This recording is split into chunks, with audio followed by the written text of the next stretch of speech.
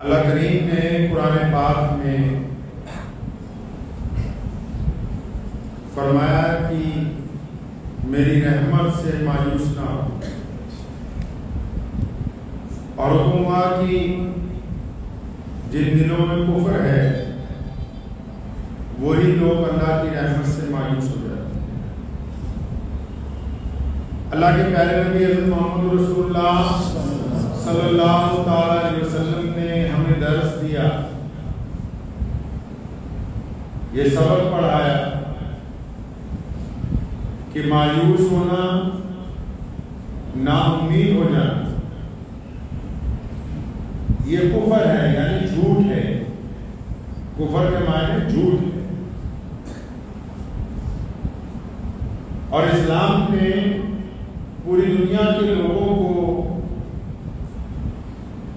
یہ طریقہ عطا کیا کہ حالات کیسے کیوں نہ ہو، لیکن کبھی دل کے اندر نا امیدی نہیں لے کے آئی۔ بہت سارے لوگ آج کے دور میں اس حد تک نا امید ہوتے ہیں، وہ سمجھتے ہیں کہ ہم خودکشی کر لیں۔ آئے دن اخبارات میں آپ نے پڑھا ہوگا کہ بہت سارے لوگ خودکشی کر لیتے ہیں، اپنے آپ اپنی جان کو ختم کرنا اللہ کے نزدیک پسندیدہ عمل نہیں۔ اسلام نے اس کو حرام کرا۔ شریعت نے کہا کہ خودکشی کرنا حرام۔ بہت سارے لوگ خودکشی کی طرف جب جاتے ہیں تو یہ نہیں سمجھتے کہ یہ کام بزدلی والا کام، اور بزدل بندہ جو ہوتا ہے، جو بندہ ڈرپوک ہوتا ہے، بزدل ہوتا ہے جو انسان، چاہے وہ مرد ہو یا عورت ہو، بوڑھا ہو بچہ ہو، وہ زندگی میں کچھ کر نہیں سکتا، وہ کامیاب نہیں ہو سکتا۔ کامیابی کی پہلی شرط یہ ہے کہ یقین کا ہونا۔ اسلام میں بھی ایمان کی پہلی شرط کیا ہے؟ یقین ہونا اس بات پر کہ میں اللہ تبارک و تعالیٰ کی عبادت کرتا ہوں، محمد رسول اللہ کی اطاعت کرتا ہوں۔ اسی طرح دنیا کے تمام کاموں میں، چاہے وہ مسلمان ہیں یا غیر مسلم ہیں، اگر ان کا یقین نہیں ہے، کمزوری ہے یقین کے اندر، خود اعتمادی نہیں ہے، سیلف کانفیڈنس ان کے اندر نہیں پایا جاتا ہے، اور وہ مایوس ہوتے ہیں بات بات پر، اور پھر وہ چاہتے ہیں کہ ہم اپنی زندگی کو ختم کر دیں، تو یہ سب سے بڑی بیوقوفی والا عمل ہے۔ لوگ خودکشی کی طرف کیوں جاتے ہیں؟ اچھا، یہ ضروری تو نہیں کہ صرف کوئی غریب آدمی خودکشی کرتا ہو۔ آپ نے پڑھا ہوگا اخبارات میں، بڑے بڑے امیر لوگ، بڑے بڑے کروڑ پتی لوگ، بڑے بڑے ہیرو، بڑے بڑے ادیوگ پتی، بہت بڑے بڑے، آج پیچھے خبر آئی کہ ایک دو علماء نے خودکشی کی۔ تو یہ عمل ہے، ایسا ہو کیوں رہا ہے؟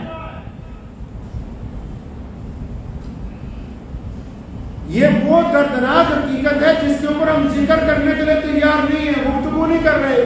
معاشرے میں ایسا کیسے ہو سکتا ہے؟ یہ معاشرہ کوئی بھیڑ بکریوں کا معاشرہ تو نہیں ہے نا کہ ریوڑ میں سے ایک دو کم ہو جائیں تو کوئی افسوس کا اظہار نہ کیا جائے۔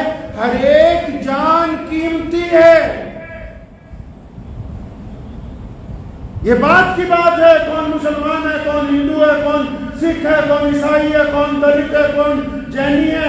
اللہ نے فرمایا کہ پوری کائنات میرا کنبہ ہے، اور محمد رسول اللہ نے فرمایا جب لوگ انسانوں کے پیروں میں بیڑیاں ڈالتے تھے، ہاتھوں میں کڑیاں ڈال کے غلامی کرواتے تھے، تو میرے کریم رسول نے اعلان کیا تھا کہ کسی ماں نے کسی بچے کو غلام پیدا نہیں کیا۔ ہر ایک جان قیمتی ہے، ہر ایک جان کی عزت ہے، ہر ایک کو اللہ نے عزت نفس کے ساتھ پیدا کیا۔ کسی کو کوئی اختیار نہیں ہے کہ وہ دوسرے کے اوپر ظلم کرتا ہے۔ لوگ خودکشی کی طرف کیوں جاتے ہیں؟ پہلی غلطی تو بذات خود خودکشی کرنے والوں کی یہ ہے کہ ہم لوگوں نے آج کل ایک اپنی دنیا بنا لی ہے۔ یہ آپ کے ہاتھ میں مشین ہے، میں اکثر اس کو جھوٹ بولنے کی مشین کہتا ہوں، اس کو موبائل کہتے ہیں۔ اس نے ایسے سافٹ ویئر ڈیولپ کر دیے ہیں. جھوٹ بولنے کی مشین اس لیے کہتا ہوں کہ آپ کے گھر سے فون آئے گا کہاں ہو, اگر آپ امتحانہ میں آپ کہتے ہیں کہ نہیں میں جلندھر میں ہوں, بالواسطہ غیر ضروری طور پر ضرورت بھی نہیں ہے, پھر بھی اس نے عادت ڈال دی آپ کو جھوٹ بولنے کی. تو اس مشین نے بھی خودکشی میں ایک بڑا کردار ادا کیا. آپ اگر فیس بک چلاتے ہیں اس کے نیچے لکھا تھا میٹا, پتہ ہی نہیں ہوگا کئیوں کو, نہیں بھی ہمیں تو ایک اچھا ملٹی میڈیا موبائل چاہیے اور ایک بس ہمیں تنہائی چاہیے, ہمیں 24 گھنٹے انٹرنیٹ چاہیے. ہم کیا کر رہے ہیں, ہماری اولاد کیا کر رہی ہے, ہمارے بھائی کیا کر رہے ہیں, ہمارے بچے کیا کر رہے ہیں, ہمارے گھر میں کیا ہو رہا ہے, ہمارے اسکول میں کیا ہو رہا ہے, ہماری دکانوں میں کیا ہو رہا ہے. ہر بندے نے اپنی ایک الگ دنیا بسائی. اب جب الگ دنیا بسائی تو ہر بندے کی امیدیں بھی الگ سے. خودکشی کا عمل کہاں سے شروع ہوتا ہے, بندہ کیوں جاتا ہے اس طرف, کیونکہ وہ ایسے لوگوں سے ایسی امیدیں لگاتا ہے جو اس کو اس قابل سمجھتے ہی نہیں کہ ہم نے اس کے ساتھ ایسے معاملہ کرنا ہے. ایسی امیدیں لگاتا ہے, کسی سے غیر ضروری امیدیں کہ اچھا یہ مجھے بہت زیادہ عزت دے گا, اچھا وقت آنے پر یہ میرا ساتھ دے گا, اچھا یہ میرے ساتھ پیار کرے گا, جبکہ اظہار بھی نہیں ہے, لیکن اپنے دماغ میں دنیا تیار کر لی چاروں طرف. اور ایسے لوگوں سے امیدیں لگا لی جو آپ کی امید پر کھڑے نہیں اتر سکتے. اچھا جب آپ نے تو خود ہی امیدیں لگائی ہوئی ہیں, اپنے پاس سے امیدیں لگائیں, اپنے پاس سے آئیڈیا بنائے, اپنے پاس سے خیالی پلاؤ بنائے, اور جب آپ ان کو پریکٹیکل شکل میں عملی جامہ پہنانے کی کوشش کرتے ہو, سامنے والے کے سامنے اپنی بات رکھتے ہو, اگلا صاحب انکار کر دیتا ہے, اسے پتہ ہی نہیں چلتا کہ اس کے اندر تو توڑ پھوڑ مچ گئی کہ یہ تو بہت امید لگائے بیٹھا تھا. تو امید لگانے والوں نے پہلے یہ طے نہیں کیا کس سے امید لگائی جائے یا کس سے نہ لگائی جائے. اور لوگوں سے امید لگانے والے لوگ کب کامیاب ہوتے ہیں, اگر امید لگانی ہے اس رب کریم کی ذات سے لگائی جائے جس نے کہا ہے کہ حالات اگر بدترین بھی ہو جائے اور بندہ اپنے رب پر یقین رکھتا ہو تو رب کریم وہ ذات ہے. فرمایا سورہ یوسف میں کہ جنہوں نے ہم پر یقین کیا پھر کنویں سے نکال کے اللہ نے ان کو تخت پر بٹھا دیا. کوئی یقین کر سکتا ہے کہ ایک بندے کو اس کے بھائی لے جا کے کنویں میں ڈال دے, اور اندھیرے کنویں میں, خشک کنویں میں جس میں سانپ بھی ہو, بچھو بھی ہو, جس کی گہرائی بھی بہت زیادہ ہو, جو جنگل میں ہو, اور جب اس کو ڈال دیا جائے تو پھر اس بندے کے پاس کیا ہو سکتا ہے کہ سوائے موت کا انتظار کرنے کے. لیکن وہ رب کا عزیز بندہ ہے, رب کا نبی بندہ, تو امت کو سکھانے کے لیے کیا کیا, اپنے رب پر توکل کیا کہ میرے رب کی ذات میرے ساتھ ہے. اور پھر کیا ہوتا ہے, پھر اللہ تعالیٰ اس کنویں میں سے اپنے بندے کو باہر نکلوا لیتے ہیں. نکال کے کہاں بھیجا, نکال کے بھیجا کہاں, مصر کے بازار میں, اور بکتے ہوئے کہاں پہنچے, بادشاہ کے دربار میں. اور پھر بکنے کے بعد بادشاہ کے دربار میں پہنچنے کے بعد ایک وقت ایسا آیا کہ بادشاہ کا تخت حضرت یوسف علیہ السلام کو عطا ہو گیا. اگر اللہ پہ امید لگائی تو اللہ نے اندھیرے کنویں سے مصر کی بادشاہی عطا فرمائی. تو جو لوگ خودکشی کرنے کا سوچتے ہیں, کیا کبھی وہ اپنے رب کے متعلق نہیں سوچتے؟ خودکشی تو وہ کرے جن کا کوئی رب نہ ہو, جن کا اعتقاد نہ ہو, جن کا یقین خدا پر نہ ہو. یہ ذہن میں میرے اس لیے گفتگو آئی کہ آج سے 2-3 دن پہلے ایک صاحب کا اچانک دوپہر کو فون آیا کہ میں اس کام کے لیے جا رہا ہوں, تو مجھے سخت پریشانی, لمبی گفتگو فون پر ہوئی, تو ماشاءاللہ گھر کو لوٹے. لیکن کیا ہم لوگ اس عمل کو کرنے سے پہلے یہ سوچ نہیں سکتے کہ اللہ کی رحمت سے مایوس ہونا گناہ ہے؟ اللہ نے ہمیں ہمت عطا کی ہے, طاقت عطا کی ہے, شعور عطا کیا ہے. یہ عمل انسانوں کے قابل نہیں ہے, یہ بزدلوں کا کام ہے. کسی نے کہا ہے نا کہ زندگی زندہ دلی کا نام ہے, زندگی زندہ دلی کا نام ہے، مردہ دل کیا خواب جیا کرتے ہیں۔ اپنے دل کو جوان رکھنا نہایت ضروری ہے۔ اور دلوں کی خوراک کس میں ہے جی؟ دلوں کی خوراک اللہ کے ذکر میں ہے، دلوں کی خوراک دوسروں کی مدد میں ہے، دلوں کی خوراک نیت کی پاکی میں ہے، دلوں کی خوراک محبت کے اندر ہے، دلوں کی خوراک ایک دوسرے کے اندر سلوک پیدا کرنے سے، دلوں کی خوراک ایک دوسرے کو حق ادا کرنے سے ہے۔ دل تو تب جوان ہوگا نا جب اس کو خوراک اچھی ملے گی۔ اگر ہم 24 گھنٹے گالیاں دیتے رہے، اگر ہم 24 گھنٹے گناہ کرتے رہے، اگر ہم حرام مال کھاتے رہے، اگر ہم حرام مال پیتے رہے، اگر ہم حرام مال کی کمائی میں لگے رہے، تو پھر دل مردہ ہو جاتے ہیں۔ پھر مہنگی گاڑیاں ہمارے سفر کو آرام دہ نہیں بناتی، پھر بڑے بڑے محل میں لگے ہوئے بہترین پلنگ اور بستر ہماری نیند کو آنے نہیں دیتی، پھر اچھے ڈائننگ ٹیبل پر لگے ہوئے طرح طرح کے کھانے ہمارے حلق میں نیچے اترنے کے لیے تیار نہیں ہوتے۔ خوشیاں پیسوں کے اندر نہیں ہیں، خوشیاں دولت کے اندر نہیں چھپی ہوئی، خوشیاں اچھے کپڑوں میں نہیں چھپی، خوشیاں اچھی شکل اچھی صورت میں نہیں چھپی ہوئی۔ اگر آپ کو خوشیاں تلاش کرنی ہیں تو سب سے پہلے اپنے دل کو اس بات پر راضی کرنا ہوگا۔ میرے کریم رسول حضرت محمد رسول اللہ صلی اللہ علیہ وسلم نے فرمایا نیچے دیکھو اوپر نہ دیکھو، اپنے سے نیچے دیکھو۔ کتنے ایسے لوگ ہیں جن کو 2 وقت کی روٹی میسر نہیں ہے، کتنے ایسے لوگ ہیں جو اپنے پاؤں پر چل نہیں سکتے، کتنے ایسے لوگ ہیں جن کی آنکھوں میں روشنی نہیں ہے، کتنے ایسے لوگ ہیں جن کے کانوں کو سننے کی طاقت نہیں ہے، کتنے ایسے لوگ ہیں جن کے پاس زبان چلانے کے لیے طاقت اللہ نے نہیں دی ہے، کتنے ایسے لوگ ہیں جو اعمال کے لحاظ سے کردار کے لحاظ سے دنیا سے منہ چھپاتے پھرتے ہیں۔ کیا یہ اللہ تبارک و تعالیٰ نے آپ پر کرم نہیں کیا کہ اللہ نے اچھی زندگی عطا فرمائی اور مہلت دے رکھی ہے؟ اللہ نے مہلت دے رکھی ہے، ہمیں وقت دیا ہوا ہے۔ اور جو لوگ خودکشی کرنا چاہتے ہیں وہ صرف خود ہی خودکشی کرنا نہیں چاہ رہے، وہ بھی سنیں جو ان کے ساتھی ہیں، جو ان کے ماں باپ ہیں، جو ان کے دوست ہیں، جو ان کے بھائی ہیں، جو ان کے ساتھ کاروبار کرتے ہیں۔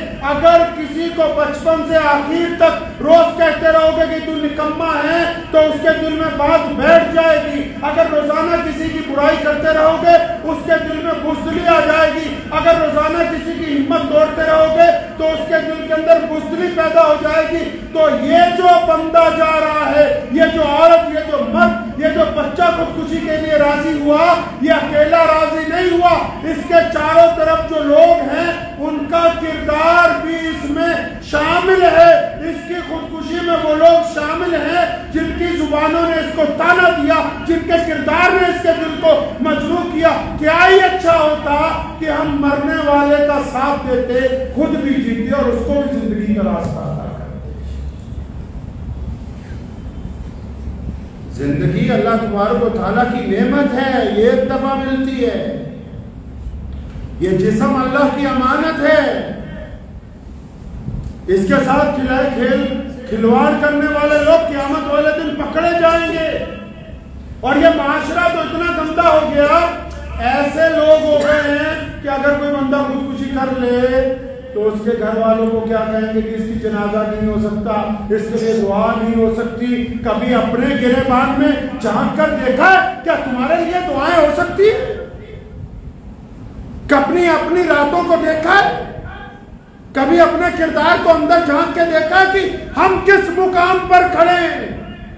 اللہ نے اگر ہمارے گناہوں کو ڈھانک رکھا ہے، اس کا مطلب یہ نہیں کہ یہ انگلی کسی اور کی طرف اٹھائی جائے، یہ باقی کی انگلیاں اس بات کا اشارہ کر رہی کہ جس طرف تو انگلی اٹھا رہا ہے ان سے زیادہ خراب تیرا خود کا کردار ہے۔ کہ جی خودکشی والے کے لیے تو جنازہ نہیں ہے، خودکشی کرنے والے کے لیے تو دعا نہیں ہے۔ کون کہتا ہے کہ اس کے لیے مغفرت کی دعا نہیں ہو سکتی؟ کہاں لکھا ہے؟ کس کتاب نے کہا؟ پیارے نبی حضرت محمد رسول اللہ صلی اللہ علیہ وسلم نے کہیں منع نہیں کیا۔ ٹھیک ہے کہ بندے نے غلطی کی، اگر کسی کا بچہ غلطی کرے، کوئی بڑا غلطی کرے، گھر کا فرد غلطی کرے، تو کیا گھر والے اس کو مار دیتے ہیں؟ آپ کے جسم کا کوئی اعضا خراب ہوتا ہے تو کیا کاٹ کے اس کو پھینک دیتے ہو؟ معاشرے میں اگر کوئی بچہ اس طرف چلا گیا، اگر کوئی نشے میں چلا گیا، کوئی منشیات میں چلا گیا، صبح شام اس کی برائی ہے، کیا برائی سے بہتر اس کو چھاتی سے لگانا ضروری نہیں ہے؟ پیارے نبی حضرت محمد رسول اللہ صلی اللہ علیہ وسلم کے دور میں ایک شخص نے شراب پی، حکم ہوا کہ اس کے درے لگائے جائیں۔ مسجد نبوی میں جب درے لگائے جا رہے تھے، نبی علیہ السلام بڑے بےچین ہوئے، تو وہاں کھڑے ہوئے ایک صحابی نے، ایک عربی نے کہہ دیا کہ تیرا ستیہ ناز ہو، تو نے بہت برا کام کیا۔ کریم رسول صلی اللہ علیہ وسلم ناراض ہوئے، اسے پکڑا گریبان سے، فرمایا ادھر آ، تجھے کس نے کہا کہ میرے صحابی کو بددعائیں دیں؟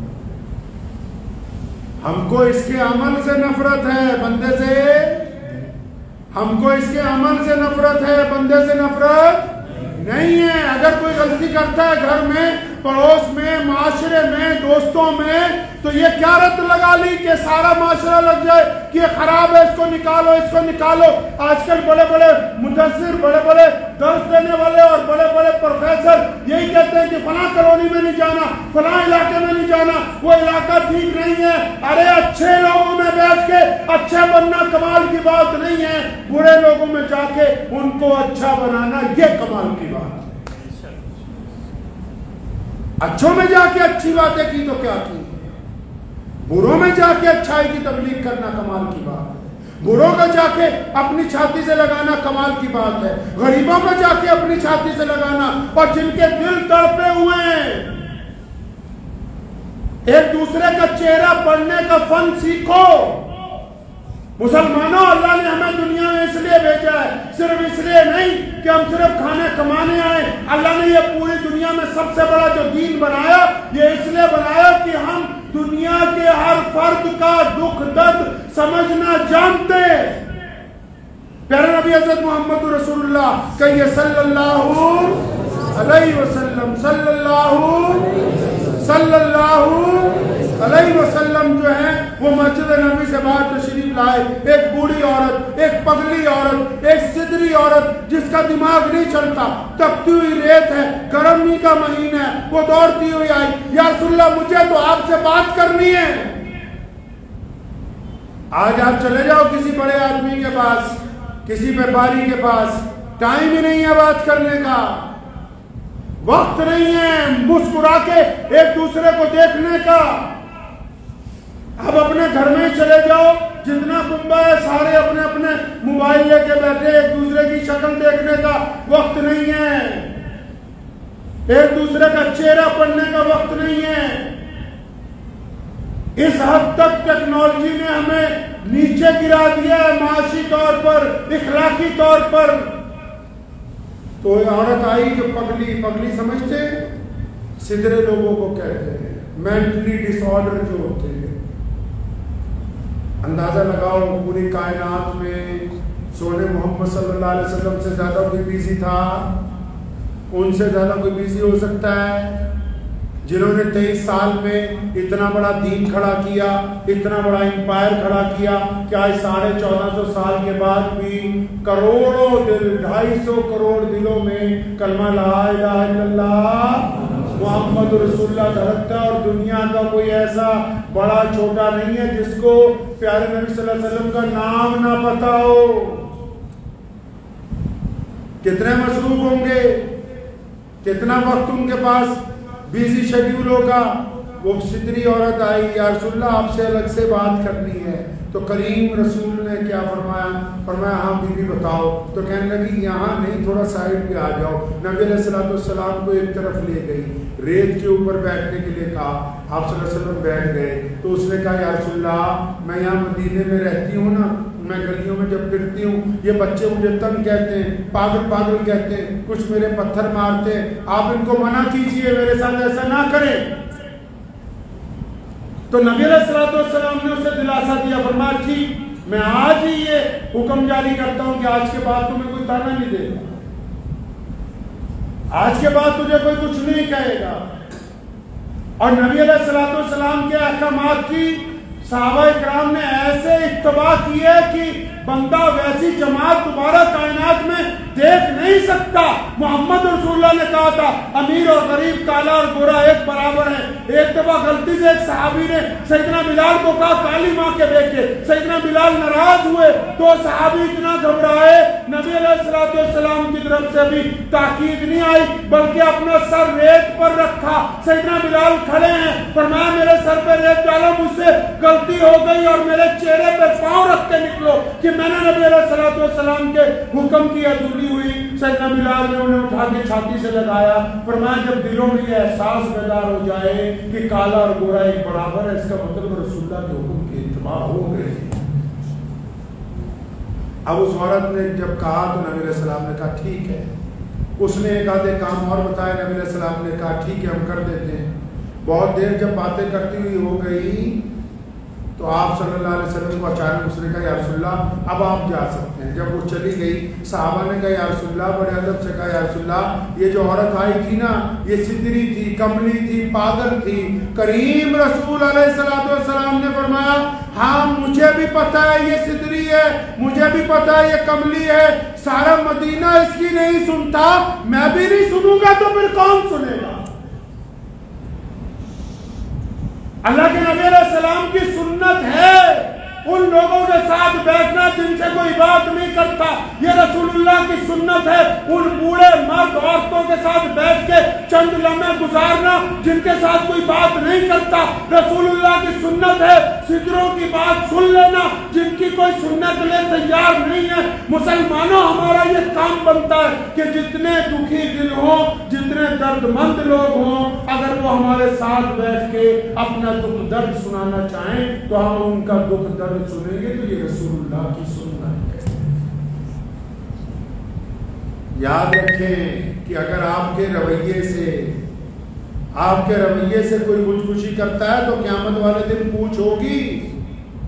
کئی ظالم یہ سوچتے ہیں نا کہ ہم جتنا ظلم کرتے ہیں رسی ڈھیلی ہے، ہم نے کسی سے زیادتی کی تو اللہ کی طرف سے پکڑ نہیں آئی، ہم نے کسی کا مال چھینا اللہ کی طرف سے پکڑ نہیں آئی، ہم نے کسی سے ٹھگی ماری اللہ کی طرف سے پکڑ نہیں آئی، ہم نے کسی سے زنا کیا اللہ کی طرف سے پکڑ نہیں آئی. ایسی بات نہیں ہے کہ اللہ کی طرف سے پکڑ نہیں آئی. اللہ تعالیٰ نے ظالم کی رسی ڈھیلی چھوڑ رکھی کہ کر لے جتنے گناہ کرنے ہیں. جس دن رسی کھچ جائے گی کوئی بچانے والی طاقت ہوئی. ہمیں اس بات پر کیا توجہ نہیں دینی؟ کیا ان نمازیوں کو ضرورت نہیں ہے؟ کیا ان دیندار لوگوں کو ضرورت نہیں ہے تو چاروں طرف نگاہ دوڑائیں کہ کتنے لوگ ایسے ہیں جو مایوس ہو کر مسجد میں آ رہے ہیں، کتنے لوگ ایسے ہیں جو مسجد کے باہر مایوس کھڑے ہیں، کتنے عزیز و اقارب ایسے ہیں جو صرف اس انتظار میں ہیں کہ کاش تم ان کی غلطی کو معاف کر دو.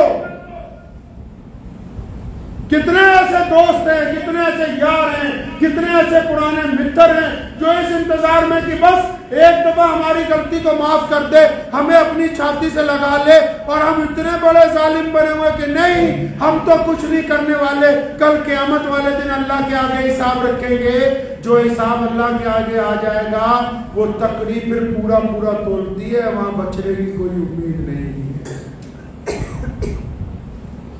اس لیے پہلے اپنے معاملات کے اوپر توجہ دیں. مایوس لوگوں کی امید بنے، امید توڑنے والے مت بنیے. غریب لوگوں کا سہارا بنیے، ان کو دھتکارنے والے مت بنیے. اپنے گھر میں اپنے رویے کے ساتھ لوگوں کے درمیان اپنا چہرہ، اپنا رویہ ایسا مت بناؤ کہ تمہاری اولاد، تمہاری بیوی، تمہارے بچے، تمہارا باپ، تمہاری ماں تم سے بات کرتے ہوئے ڈریں. نوٹ کر لو دل کی کاپی پر جس کے غصے کی وجہ سے اس کے ماں باپ اس سے ڈرنے لگے، اس سے بات کرنا چھوڑ دیں. وہ جتنی مرضی دعائیں کرتا رہے، جس مرضی بڑے ولی اللہ کے پاس چلا جائے، اللہ کے حضور اس کی کوئی دعا قبول ہوئی نہیں. اللہ کے حضور ایسی دعائیں قبول نہیں ہوں. جو رشتوں کو توڑنے والے ہوں، نبی علیہ السلام نے حکم فرمایا جو رشتوں کو توڑنے والا ہے، فرمایا ہم نے اس کو پسند کرتے. رشتوں کو جوڑنے والوں کو نبی علیہ الصلوۃ والسلام نے پسند کیا، توڑنے والوں کو پسند نہیں کیا۔ ہمارا کردار اگر جوڑنے والا ہے تب تو ہم سمجھیں کہ ہمارے لیے بڑی خوش قسمتی کی بات ہے، اور اگر ہمارا کردار رشتوں کو توڑنے والا ہے تو پھر کھوکھلی نمازیں، کھوکھلی تسبیحاں ہمارے کچھ کام آنے والی ہے۔ تو ان لوگوں کو تو خاص طور کے ہے جو لوگ یہ سوچتے ہیں دل میں کبھی کبھی کہ ہمارا کچھ نہیں ہو سکتا، ہم آگے نہیں بڑھ سکتے، ہم کچھ نہیں کر سکتے، یہ جو مایوسی اپنے دل میں بٹھا لی ہے، اللہ کا نام لے کے اس مایوسی سے باہر نکل آؤ اور اپنا ٹارگٹ طے کرو، کرنا کیا چاہتے ہو۔ اللہ تعالیٰ نے فرمایا میں اپنے بندے کے گمان کے ساتھ ہوں۔ میرا بندہ جو دل میں آئیڈیا بناتا ہے، اللہ فرماتے ہیں کہ میں اپنے بندے کے آئیڈیا کے ساتھ ہوں۔ یہ چاہتا کیا ہے؟ اگر آئیڈیا ہے کہ میں نے بڑا آدمی بننا ہے، آئیڈیا ہے کہ بڑا بزنس مین بننا ہے، آئیڈیا ہے کہ عالم بننا ہے، آئیڈیا ہے کہ میں سیاست میں آگے نام کمانا چاہتا ہوں، آئیڈیا ہے کہ میں بہت بڑا ادیوگ پتی بننا چاہتا ہوں، اللہ کہتے ہیں کہ جب میرا بندہ ارادہ کرتا ہے، اور مسلمانوں سنو، اللہ کے بندوں کی بات ہو رہی ہے، رب کریم کے کن کی بات ہو رہی ہے؟ بندوں کی، صرف مسلمانوں کی نہیں۔ قرآن نے کہا الحمدللہ رب العالمین، فرمایا کہ تمام تعریفیں اس رب کے لیے جو تمام عالم کا پالن ہار ہے، اور جس نے طے کر لیا۔ اللہ فرماتے ہیں جب میرا بندہ طے کرتا ہے نا کہ میں نے آگے بڑھنا ہے، فرماتے ہیں پھر میں اس کی امید پر کھڑا اترتا ہوں۔ جب اس نے طے کر لیا کہ میں نے بڑا بڑھنا ہے تو جب ایک قدم بڑھائے گا اس کو آگے چلا دیا جائے گا۔ اور اگر ہم نے یہ طے کر دیا کہ بس صبح اٹھے آرام سے شیڈیول کا کام کرنا ہے، 2 وقت کی روٹی کمانی ہے، اس کے بعد 2-4 چگلیاں کرنی ہے، اور پھر شام کو سو جانا ہے، 2 گھنٹے موبائل دیکھنا ہے، تو جب آپ اپنی قسمت کو اس طرح بنانا چاہتے ہو تو اللہ نے فرمایا کہ جو قومیں، جو لوگ اپنی حالت نہیں بدلنا چاہتے، اللہ تعالیٰ بھی ان کی اپنی حالت کو تبدیل کیجیے، اور ان لوگوں کو تلاش کرو معاشرے میں۔ یہ سنت ہے نبی علیہ السلام کی، ڈھونڈو انہیں جو مایوسی کے اندر بیٹھے ہوئے ہیں، جو خوف زدہ ہیں، جو ڈرے ہوئے ہیں، جو اپنی بیماریوں سے ڈر گئے ہیں، جو اپنے کاروبار میں خسارے سے ڈر گئے ہیں، جن کے دل میں بزدلی آ گئی ہے، جن پہ گھبراہٹ طاری ہو گئی ہے، جو گھر سے باہر نکلنے کے لیے تیار نہیں ہیں، ڈھونڈو ان کو جو آپ کے قریب ہیں۔ اگر آپ اپنے قریبی ان لوگوں کو ڈھونڈ کر باہر نہیں لائیں گے، کل قیامت کے دن آپ سے پوچھ ہوگی کہ تم کو اچھی عقل، اچھی صحت، اچھے وسائل اللہ نے دیے تھے، پھر کیا بات ہوئی کہ تم نے اپنے بھائی کو، اپنے پڑوسی کو، اپنے دوست کو مایوسیوں کے خول سے باہر نہیں نکالا؟ کیا بات تھی کہ تم سارا دن اپنی عیاشی میں لگے رہے، تمہیں اپنے قریبی لوگ نہیں آئے؟ اللہ کی طرف سے پکڑ ہوگی۔ تلاش کریں ان کو، کریں گے انشاءاللہ تعالیٰ، ان لوگوں کو تلاش کیجئے، اور تلاش کرتے ہوئے مذہب کی اینک، تلاش کرتے ہوئے مذہب کی اینک نہ لگا لینا، تلاش کرتے ہوئے پیارے نبی حضرت محمد رسول اللہ صلی اللہ علیہ وسلم کا طریقہ اپنانا ہے کہ اللہ تعالیٰ نے ان کو کائنات کے لیے رحمت بنا کے بھیجا، اور اللہ کریم چاہتے ہیں کہ اللہ کے ہر بندے سے صلہ رحمی کی جائے۔